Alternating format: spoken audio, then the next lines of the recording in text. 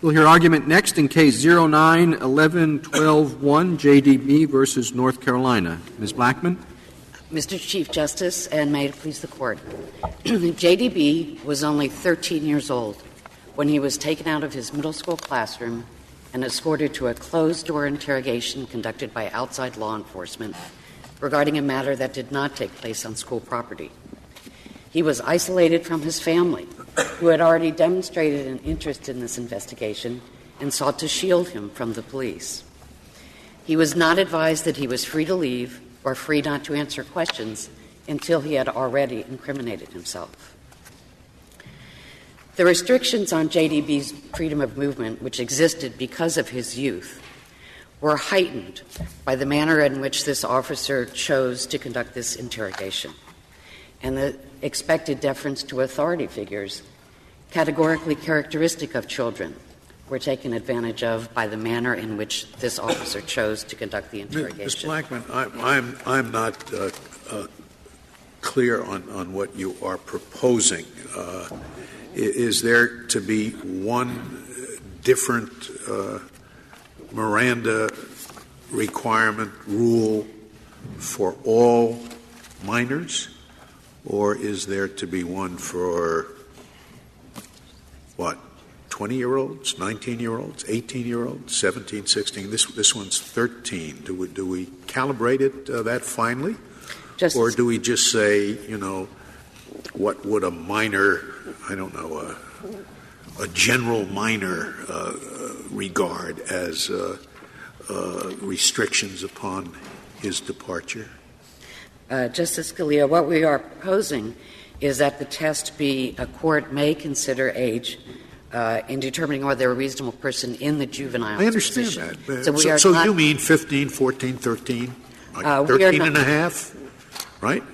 We did not suggest that it be calibrated by age, although in state court jurisdictions many of them are and are not finding that a difficult test to perform. It's not, if not calibrated by age, how is it to be calibrated?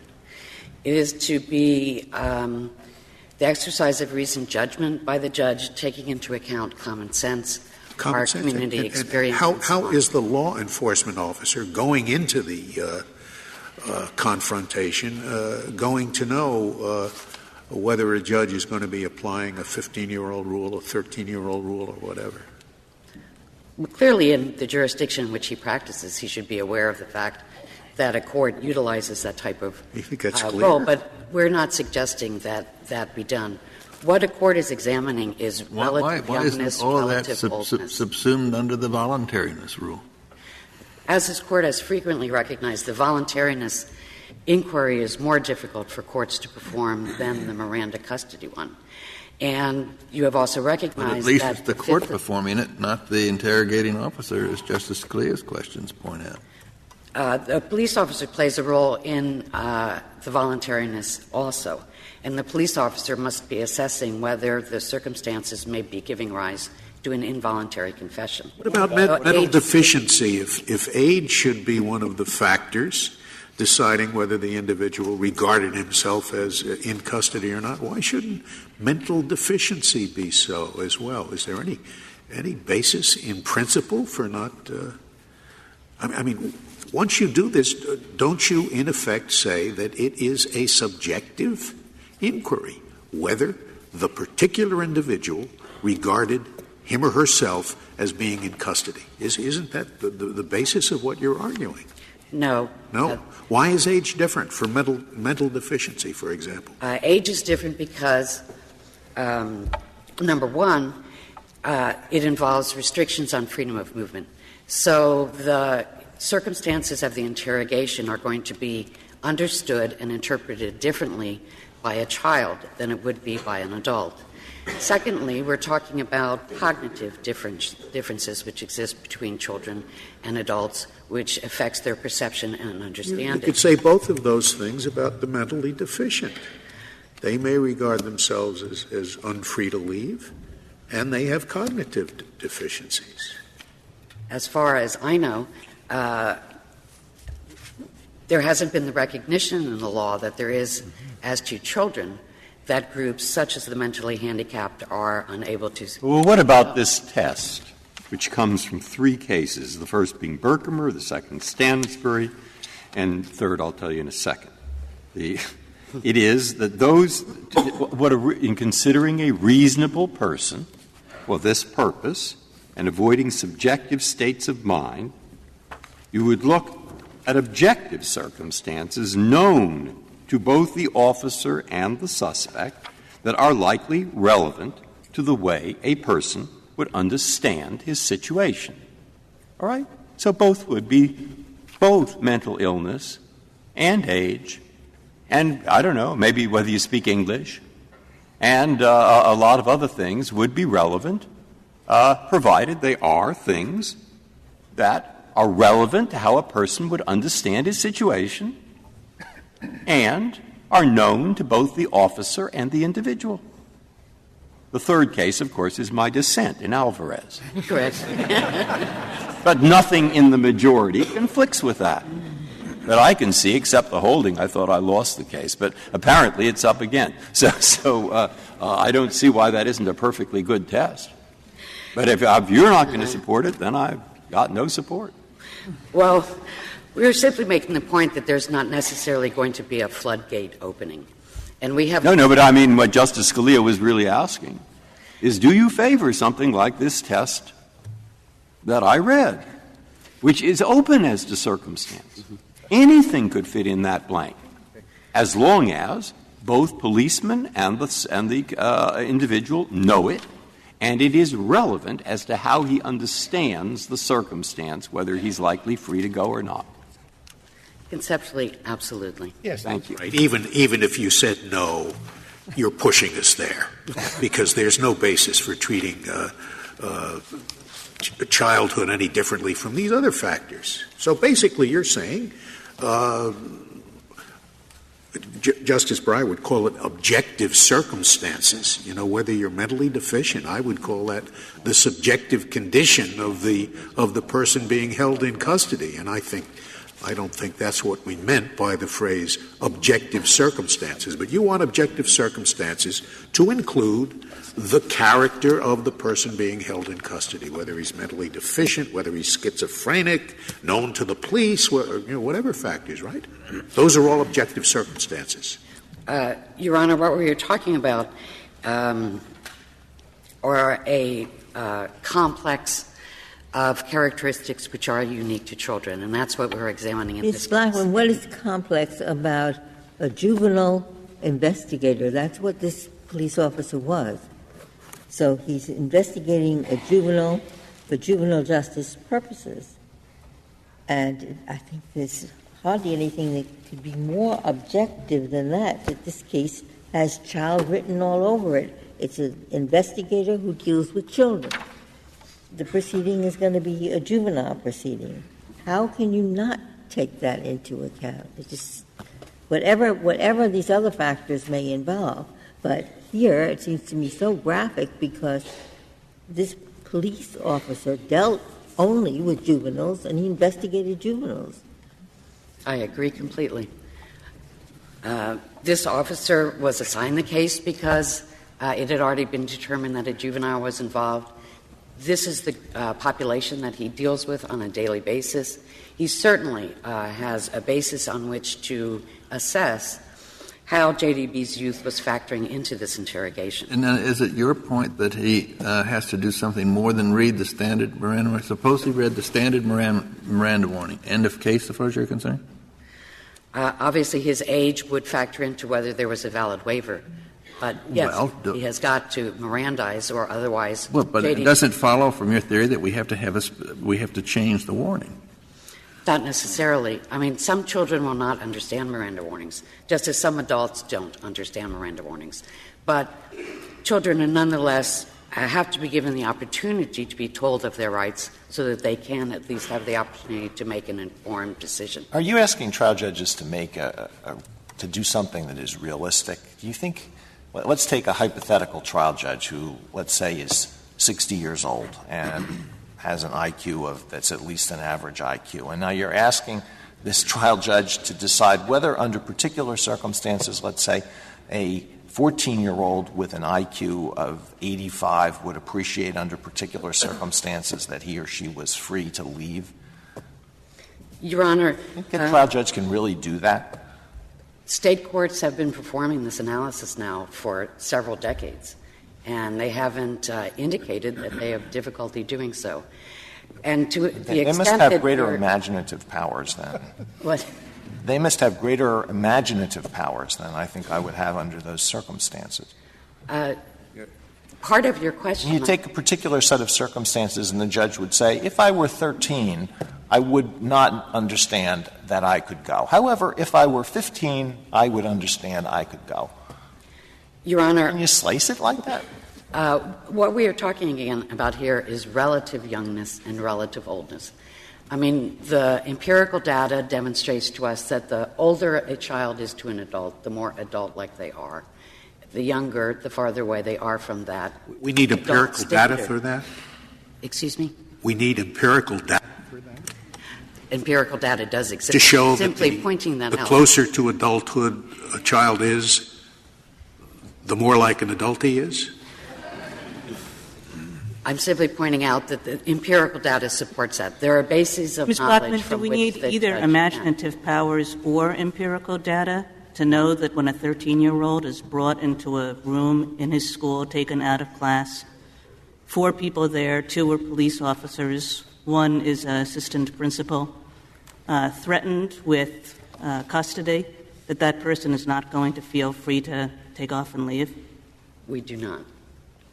I'm simply pointing out that there is a basis of knowledge from which courts, as well as police officers, can make the required assessment. Well, it is so clear sympathetic cases can make bad law. So take the same set of facts and let's hypothesize that this is a 15-year-old. Would the 15-year-old appreciate that he could go? Or make him 16? Or make him a streetwise 17-year-old? A judge should be able to consider that, and under the clear circumstances of this case, it is unlikely that. But when the policeman sees him, he's dressed in baggy jeans, down around his thighs. And when the judge sees him, he's wearing a Buster Brown jumper suit. You don't really think that it's going to be equivalent. I'm not sure I understood the question.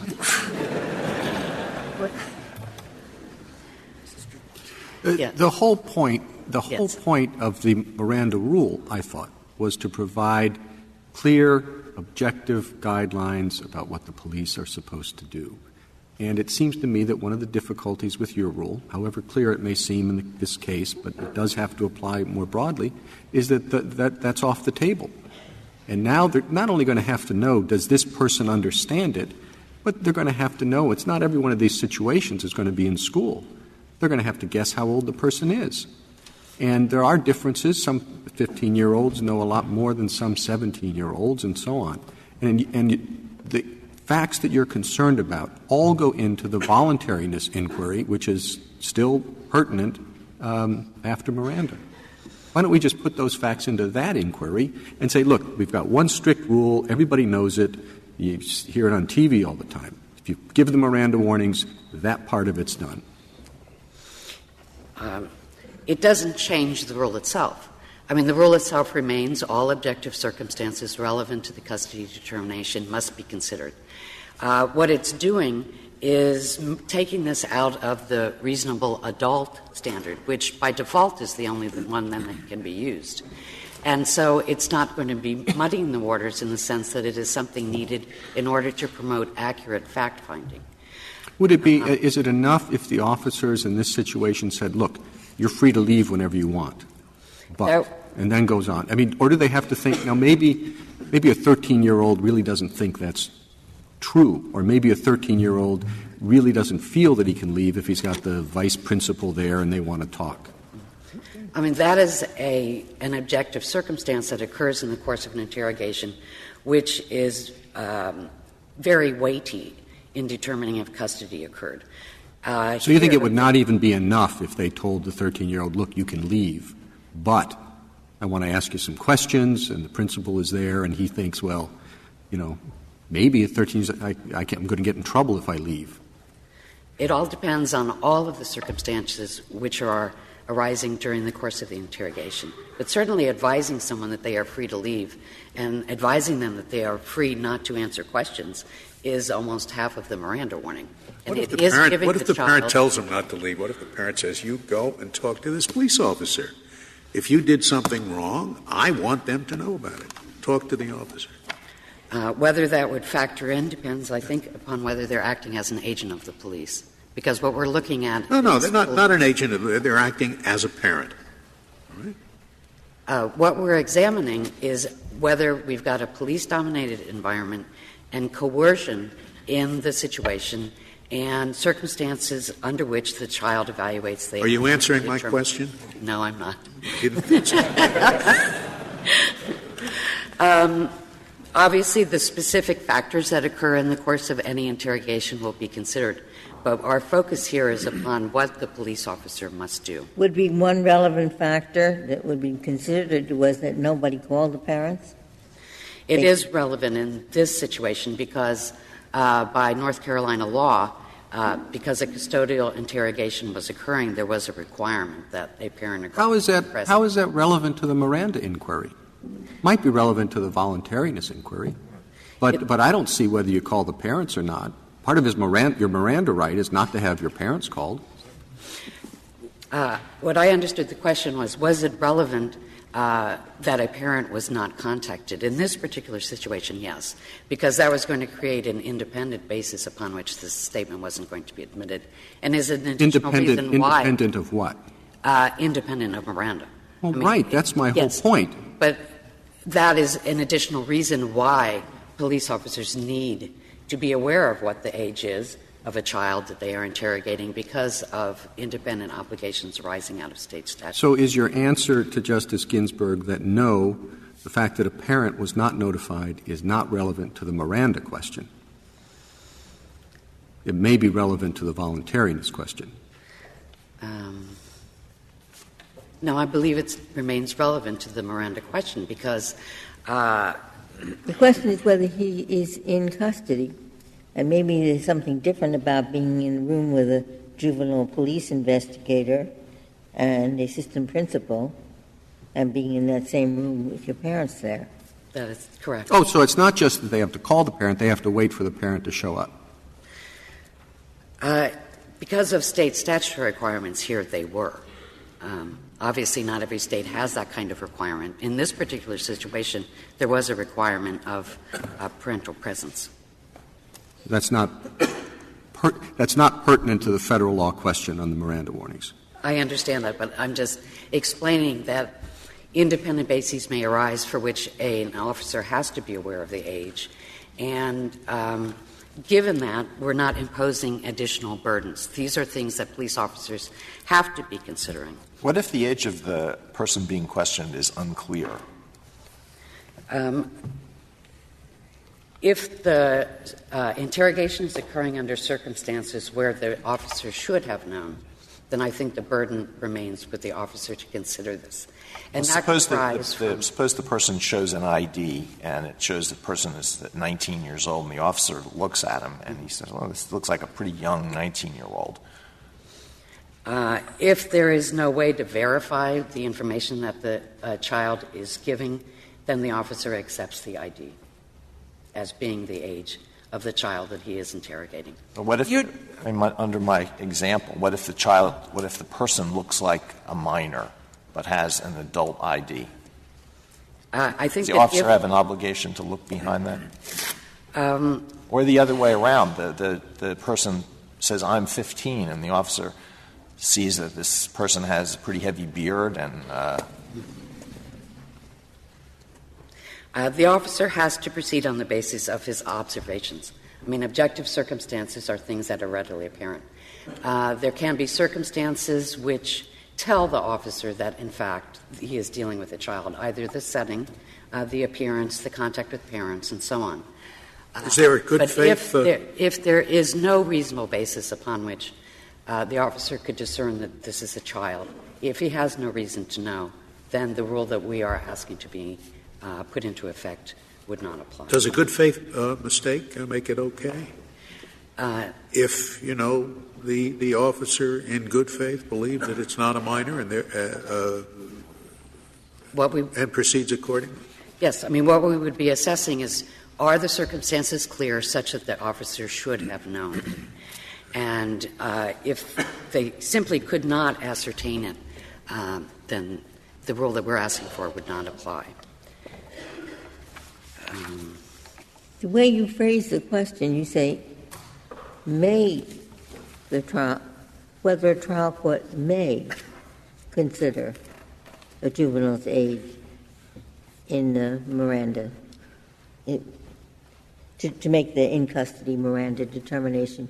Do you really mean may, so it's discretionary with each judge, whether a juvenile's age is relevant to the in-custody analysis?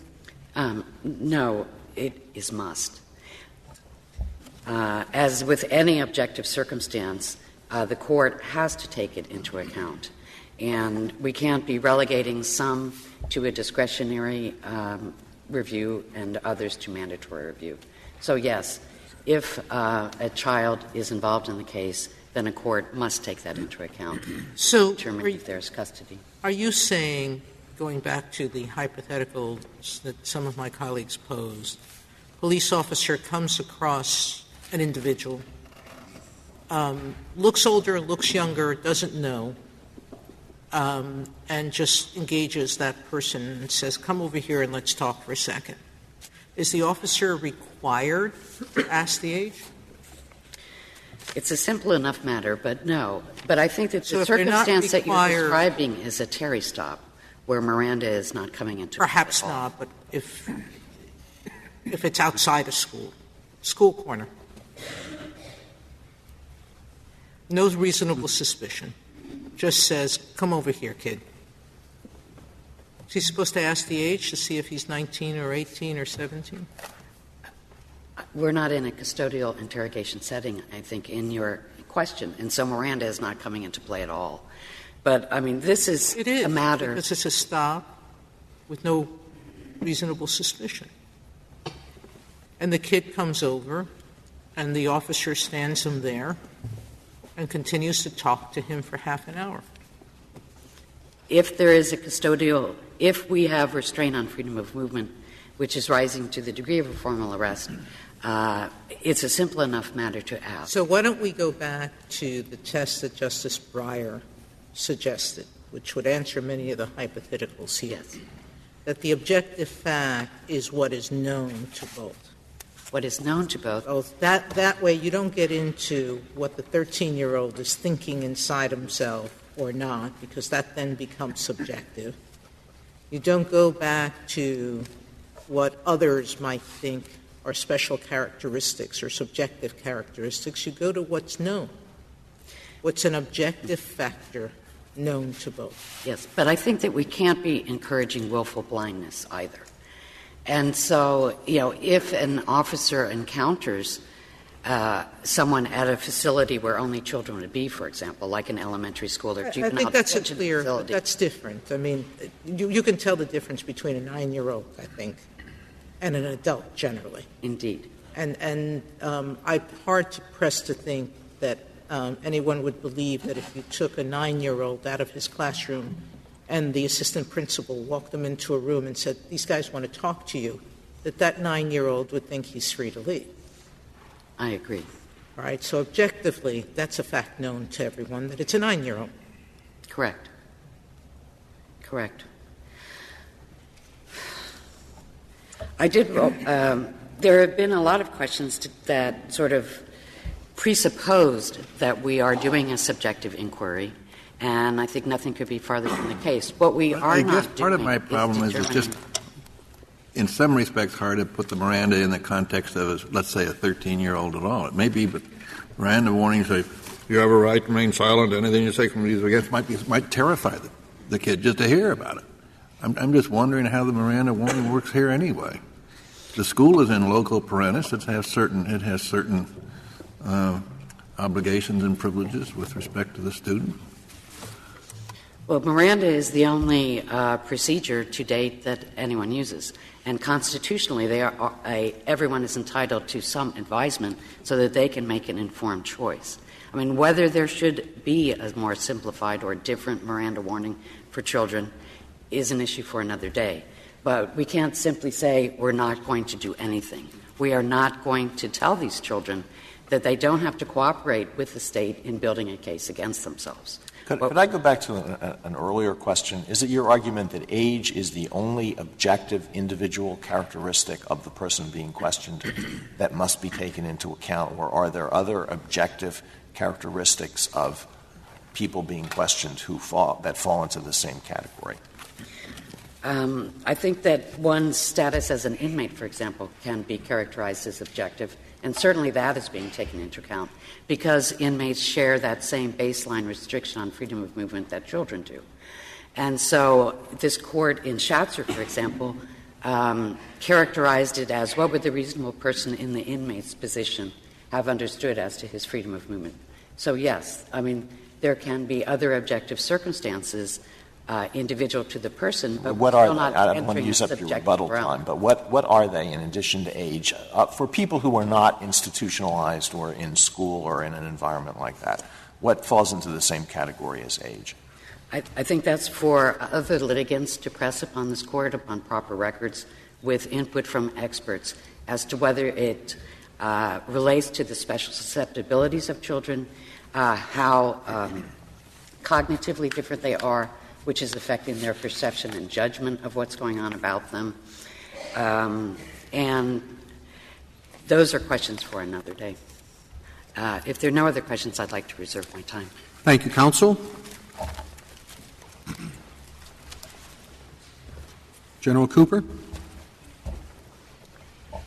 Mr. Chief Justice, and may it please the Court, in determining custody for Miranda purposes, this Court has considered only the external surrounding circumstances of the question and not the attributes that affect the mental processes of the person being questioned. Age fundamentally changes the reasonable person test, makes it complex, makes it more illogical, with no logical stopping point for adding other characteristics, as Justice Breyer would add. None? No others? No other characteristics? This Court has not said. Well, I mean, here, there's a big sign in the jail cell. The door is unlocked. When you want to leave, leave. Is he in custody? Well, Your Honor, I think you have to look at the obvious circumstances. Is he in custody? It's a jail cell. But a big sign, go ahead, leave, go when you want. Is he free to leave? I think he may be, Your Honor. Yes, so do I. I'll just tell you one other circumstance. He only speaks Spanish. Well, Your Honor, I think it affects. Ukrainian is the only thing he speaks. Now, are you willing to take that into account? Your Honor, I am willing to take that Thank into you. account. Now, I'll tell you another fact. Exactly the same, except there are very steep steps, and he's in a wheelchair. Are you willing to take that into account? I am willing to take that into account. Then why aren't you willing to take into account an ambiguous situation, as was true in Alvarado, a tough situation where it's pretty unclear he was brought there by his parents, and there are all these things around that might suggest to a 20-year-old, yeah, you could leave, but to a 12-year-old, not. If the judge can take into account whether he's in a wheelchair, whether he just speaks Ukrainian, whether, in fact, the thing has to swim through a pool and he doesn't know how to swim, I mean, all kinds of things like that, why can't he take into account in a proper situation before he thinks he's in custody or not, things they both know, including whether he's 8 years old or 22?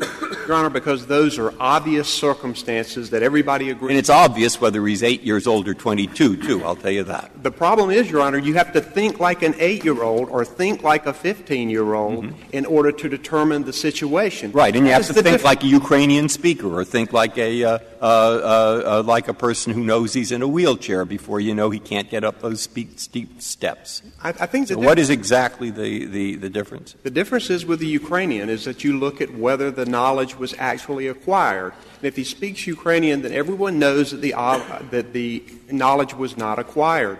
People understand that someone who has a CNI dog if you take him out of the room, then you have exerted coercion over the situation. I think that's different from requiring the officer to get into the mind of the reasonable 15-year-old or 16-year-old. I haven't said that. What the opinion said, which unfortunately may mean nothing unless it's promoted to the status of majority, is you look to those factors that are relevant to, known to both policemen and the suspect, and are known to be relevant to the likelihood that a likely person, not him, that are known likely relevant to an ordinary person's belief, this kind of a person, that he thinks he's free to go.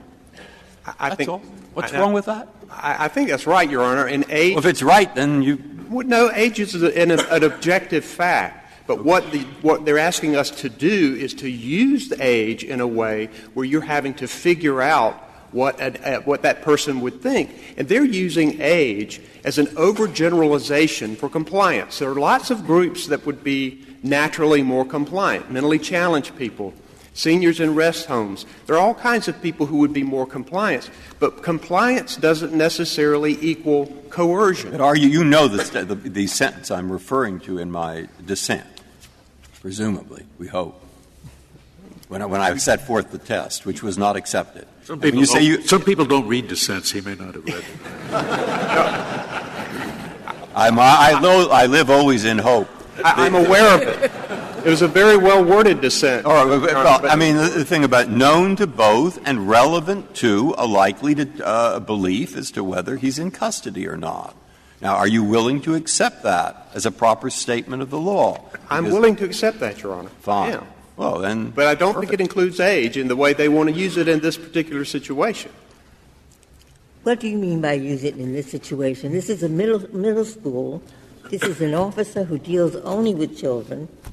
I can't imagine any setting where age isn't more apparent than we're dealing with an assistant principal, a juvenile investigator, deciding the juvenile investigator deciding the place where he wants to conduct this is in a middle school. I mean, just as a matter of common sense, how can you say that we're going to have the same test for this 8-year-old as we would for the 38-year-old? Well, Your Honor, the officer may not know the age, but if he does, in this situation he did, and if the officer is in a middle school, there is still a problem with having to figure out what his actions and what they are and how they affect a juvenile of a particular age. In the situation of the 8-year-old, it may seem intuitively wrong, but the issue is you have to get into the mind of the 8-year-old. Makes it very difficult as a practical matter. The officer is going to have voluntariness problems. If the officer would read Miranda, the officer is going to have waiver problems. Officers have, in those situations, incentive to read Miranda, to get a parent. In this type of situation, the officer went there. It was a familiar location to this juvenile. It was a situation where he knew 3 of the people in the room. The officer asked him if he wanted to answer questions, and he said yes. The interview was relatively short. The juvenile left at the end of the interview, which is relevant. And I think in this situation, if you look at it broadly, it's very difficult for officers to tell age and to tell how age affects the situation. He probably couldn't leave the classroom either, could he? The classroom where he was studying? Your Honor, he probably could not.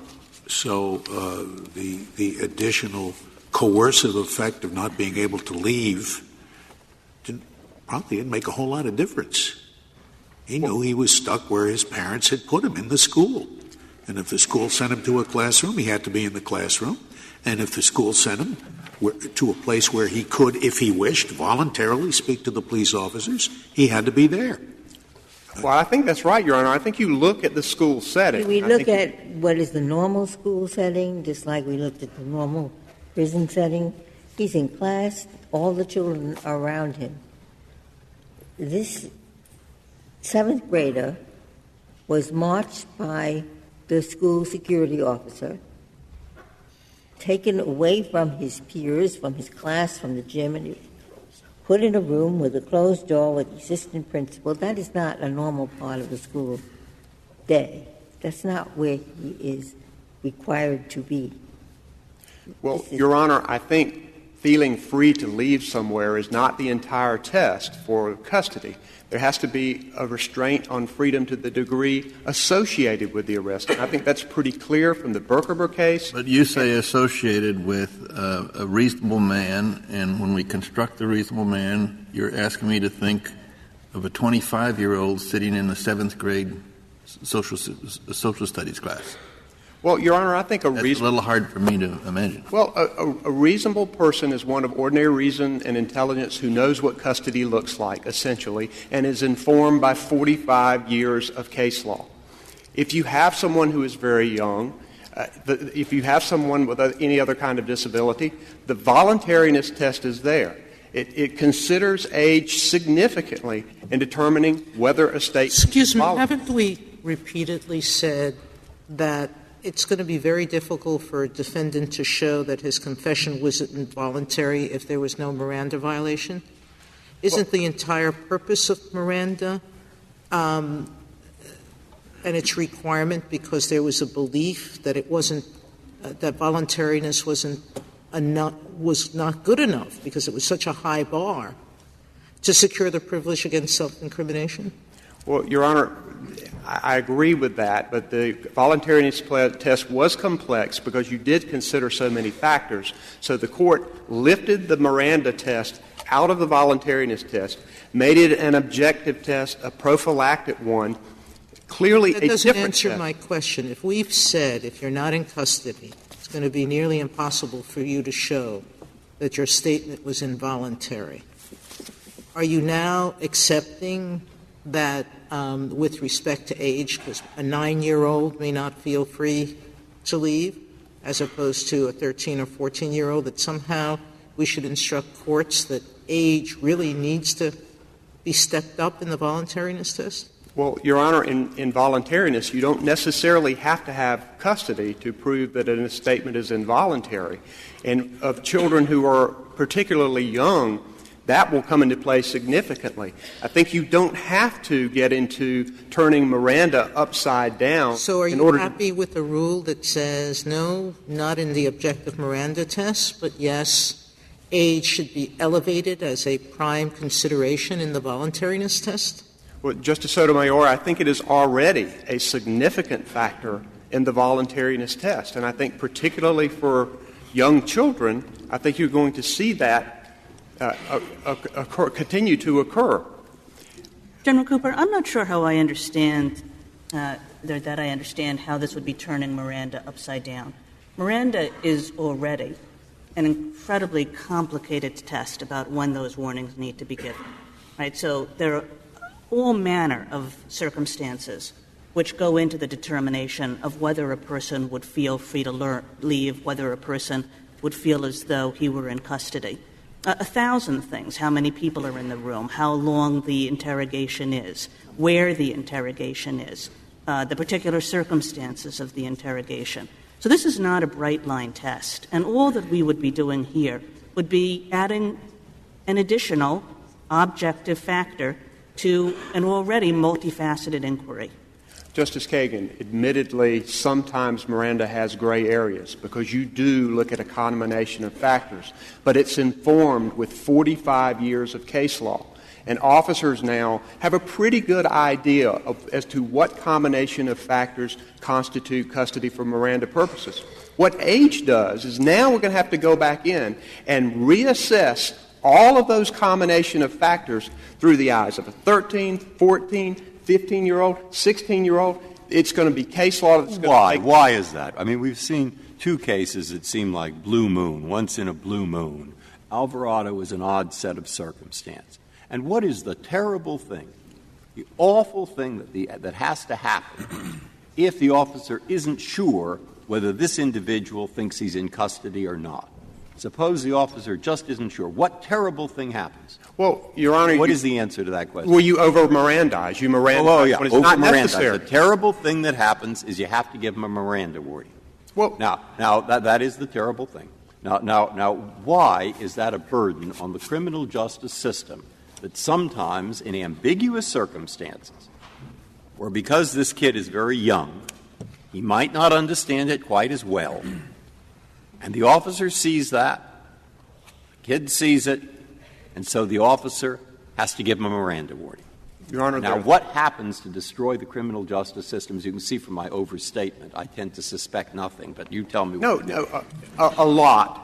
School resource officers, there are thousands of them. They're licensed police officers, uniformed police officers, who often counsel kids as well as protect the school. Under the petitioner's theory, a school resource officer who's going to take a juvenile into a room to talk about a stolen cell phone or bullying, the first thing that he's got to say is, you have the right to remain silent. Now, that, in my opinion, disrupts the communication. Why not the first thing? Hey, kid, we're here talking, but you want to leave? Just open the door and leave. Go. Nobody's keeping you here. Now, why isn't that the first thing, if he's really free to go? Well, he may not want him to go, number one. I see. Well, you want to talk. You want to talk to the kid. If you have a traffic stop, you don't want to immediately tell the 15-year-old driver you're free to leave, because he's not. It's just like Berkmer. He's not free to leave. Okay, no. Well, then why not warn him? Well, no, because that's a Berkmer situation, a traffic stop. And Mr. Cooper, for search purposes, is age consciousness required? Remember, part of this is the police officer then goes to the boy's home. The police officer is trained to deal with juveniles. And he says to the boy, you can't consent to the search because you're a seventh grader. I will have to get a warrant, so please stay here till I get a warrant. If he's not treated like an adult for purposes of the search, if to get the warrant, if the police need a warrant because they're dealing with a seventh grader, why should it be different for in custody for Miranda purposes? Well, Your Honor, I think when you're dealing with voluntariness, when you're dealing with consent to search, when you're dealing with waiver, you are looking at the particular juvenile. You are looking at all of the circumstances. The courts have said that Miranda tests. I thought that all that this police officer was looking at when he said, I have to get a warrant, is that he's dealing with a seventh grader, not all the circumstances. Very simple. Age. Well, he's under the age of consent. It might have been in this circumstances that he didn't own the house. It was the grandmother who actually owned the house as to why he needed. He can't consent to a contract. And Your Honor, you're right. There are other categorical prohibitions on age across the board in our law. But here what we're doing is asking officers to assess each situation based on the particular age of a juvenile, which makes it all the more difficult for the officer. Say, for example, you're at a Terry stop, and there are a number of juvenile-looking people there, and let's say they're 15 to 19, but the officer doesn't know it. He's at the Terry stop. He's going to be faced with potentially Mirandizing some of the people there and not others. That's going to put law enforcement in an untenable situation and make it very complex for them as to when they read Miranda and when they don't. And I think in addition General, to— do you agree with the Solicitor General's view that a blind person should be treated as a blind person for these purposes? I think I do, Your Honor, because— And a deaf person should be treated as a deaf person for these purposes? It's an obvious external circumstance. As is youth. As is youth. An obvious external circumstance that this boy was 13 years old. But you don't have to get into the mind of the blind person or the deaf person. The only issue is whether they have acquired the knowledge in order to be able to put General it into— Cooper, I don't agree with that. You're trying to understand the situation as the blind person would have seen it, or as the deaf person would have seen it, or as the 13-year-old would have seen it. And I don't understand why it's different. Well, Your Honor, I think it's different because it has to do with something that is obvious. It is not necessarily obvious how a 13 or 14-year-old would view the situation. And just in the Alvarado opinion, the opinion says that sometimes the permissible objective facts and impermissible subjective opinions sometimes merge. And it's a blind person doesn't have a different mind. That's correct. A deaf person doesn't have a different mind. He just has less data. And it's easy to take account of less data. Easier to take account of less data than it is to take account of how different one's mind is because he's 16 instead of 13 or whatever. I think that's the difference between the blind and the deaf, isn't it? I think you're absolutely yes. Absolutely right, and yes, too, Your Honor. And I think it's important to note that we have already started going down the slippery slope in a number of states. There have been 11 states, contrary to petitioner's brief, that are considering other characteristics in Miranda, such as sophistication, such as education, such as intelligence. That makes it so much more difficult. And this Court has not hesitated. It did not hesitate in Alvarado. It did not hesitate in Berkemer to correct lower courts to say we've got to make sure that Miranda is complete, that Miranda stays clear and objective, and that we don't blur the lines. If the law goes down that route, then one of the chief advantages of the Miranda rule, which is that it's a relatively simple objective test, is eliminated, and the law of Miranda begins to resemble the law of voluntariness. And maybe at that point there is no longer a strong argument in favor of Miranda, and the voluntariness test should be the sole test. We support Miranda. Your Honor, we support Miranda in its current form. We think it's appropriate. But I think clearly by adding age into the circumstance, it makes it more complicated. Your Honor, I would Justices, I would request that the North Carolina Supreme Court decision be upheld. Thank you, counsel.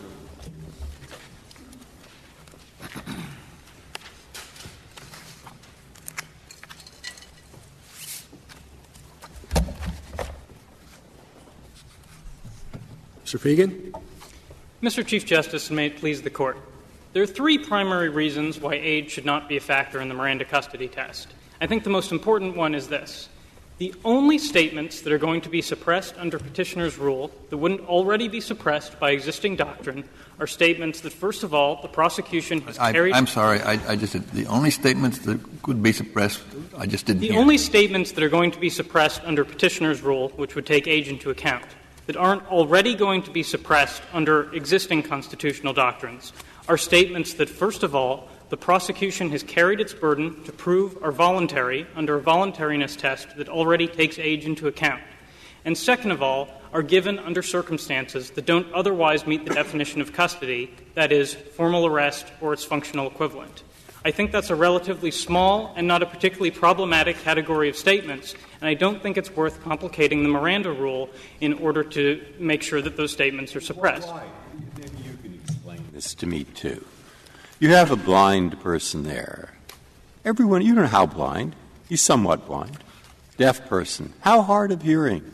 We're not sure. So the policeman goes a little overboard. You're free to leave. Or shows it to him, or makes sure he gets it in. Okay, why is that so tough to do? Where you also have a 12-year-old? If he really is free to leave, just make clear that he knows it. Well, Your Honor, I think the critical difference between blindness, deafness, and other sensory disabilities and age is what Justice Scalia said a few minutes ago, which is that in the case of a blind or a deaf person, you can try to figure out what the circumstances surrounding the interrogation that are observable to that person are.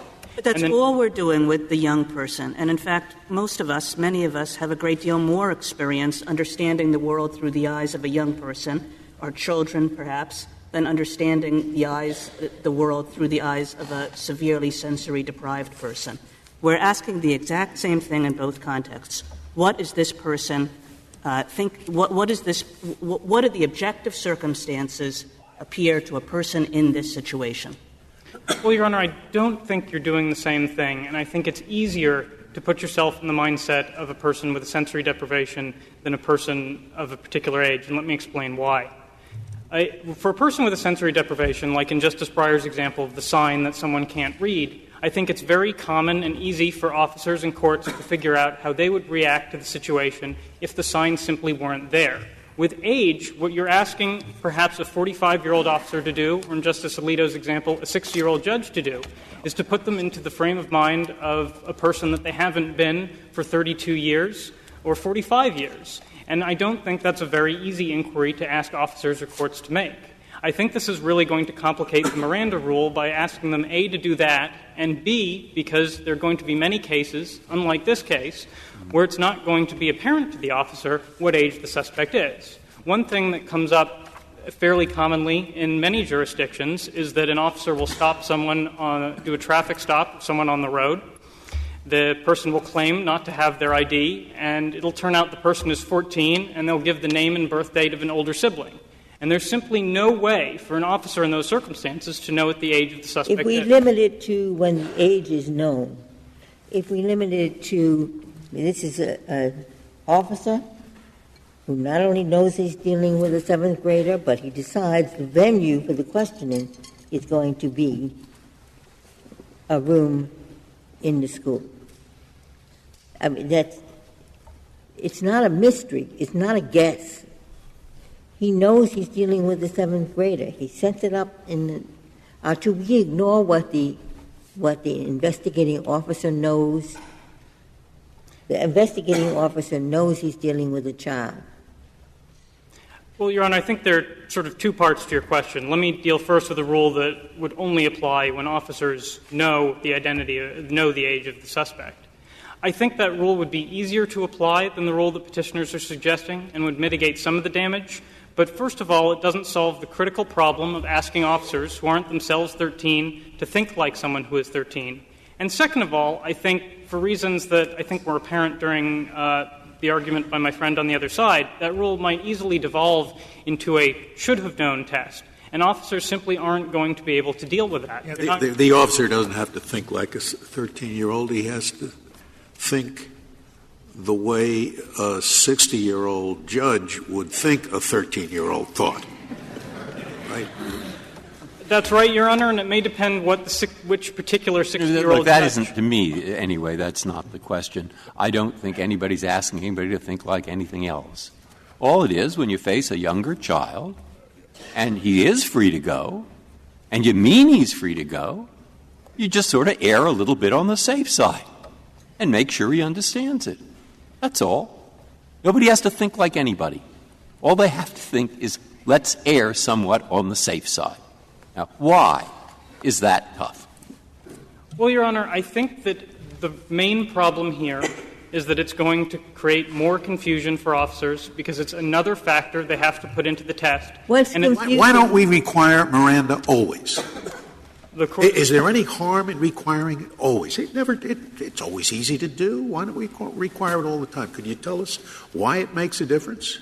I think it's very unrealistic that every time an officer opens their mouth, they have to give Miranda warnings, and I think it would fundamentally change the nature of police interactions with the public.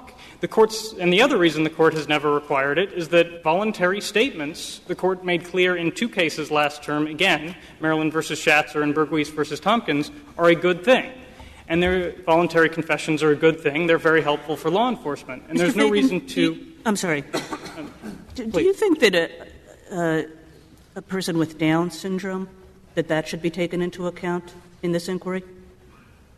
I'm not sure how that would be taken into account, Your Honor. To the extent that someone with Down syndrome thinks differently from someone who doesn't have Down syndrome, I think that would be very relevant to the voluntariness test, but would not be relevant to the custody test. Because it's going to be, again, very difficult to ask an officer to put themselves in the mindset of someone who has Down syndrome. I think the third problem — how is that different than blindness or hearing? A person with Down syndrome, many, some don't, show characteristics that they're not capable of comprehension or not capable of absorbing information. Well, Your Honor, they barely look at you. They barely, there are characteristics that show you a lack of absorption of information. Well, Your Honor, I may have difficulty dealing with this particular hypothetical because of my lack of knowledge of the particular symptoms of Down syndrome. But if you're dealing with a suspect who simply can't absorb information about the world, then that's going to be a sensory deprivation that's going to be taken into account because it's going to subtract circumstances away that suspect can't perceive. But if you're asking about the mindset of someone who has a particular sensory disability, then no, I don't think that would be taken into account because it's asking too much of officers to try to put themselves in that mindset. And the third problem, I think, with factoring age into the custody test is that, and as I think Petitioner has effectively conceded, it creates a slippery slope problem. There really isn't a clear distinction between age and other things, such as mental disorders or cultural background, that defendants also will argue change whether they believe that they've been subject to a formal arrest or its functional. We don't want Miranda warnings to be given where they are unnecessary, because they are only necessary to prevent coercion. And where there's no coercion, we want confessions, don't we? And Miranda warnings deter confessions. That's right, Your Honor. Isn't that the basic reason? That's right, Your Honor. And I'd add, so it's not cost-free to require Miranda warnings. It's a good thing to have the bad guys confess that they're bad guys, right? That's right, Your Honor. That's what I was trying to say earlier. You are so quick to answer that's right. Isn't it so that the manual that this very officer was given to use said, before you question the child, give Miranda warnings? Yes, it did, so Your Honor. Apparently, the people who train these juvenile officers think it's a good thing, not a bad thing, to give a Miranda warning. Well, one reason they may think it's a good thing, and one reason I think the Court doesn't need to adopt Petitioner's rule here, is that officers often will give Miranda warnings for precisely the reasons Justice Sotomayor was suggesting earlier, which is that when officers do give Miranda warnings, it's going to be — and the Miranda procedures are all validly followed. There's not going to be a real robust voluntariness inquiry, because in most cases where the Miranda procedures have been followed, the statements are going to be found to be voluntary under the voluntariness test. And if I could actually add an answer to Justice Scalia's earlier question, Miranda isn't simply concerned with coercion. The Court made very clear in Oregon against Mathiasen that Miranda isn't attempting to capture every quote-unquote coercive environment. What Miranda is directed at is a specific environment. Thank you. You can finish your sentence.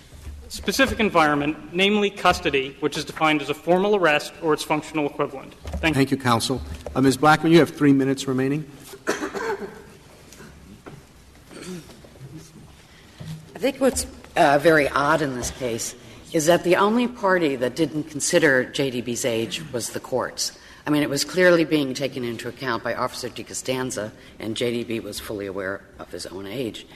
And under Thompson v. Cohane, what a reviewing court is supposed to be doing is immersing itself in the actual circumstances of the case. And without this consideration of age, then the courts are examining hypothetical interrogations and not the one that was actually occurring in the case. Officers have to make judgments about every objective circumstance that arises, and asking them to make objective determinations on juvenile status is no different and is not going to muddy the water.